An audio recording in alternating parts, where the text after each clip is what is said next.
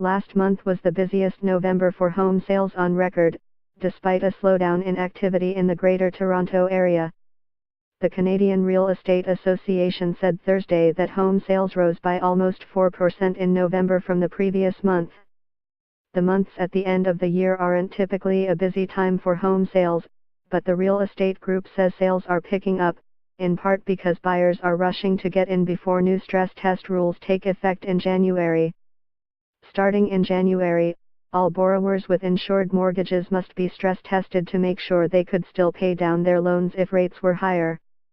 Anyone who fails the stress test will be prohibited from getting the loan they've applied for, and will have to either get a smaller mortgage for a cheaper home, or not buy in the first place.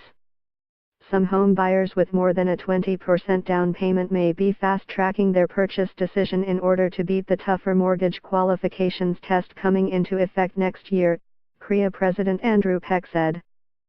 It will be interesting to see whether December sales show further signs of home purchases being fast-tracked.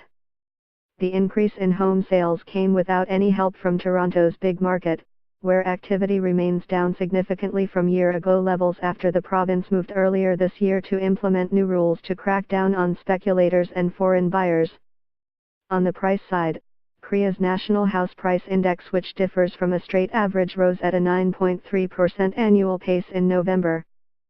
That's the smallest increase since February 2016.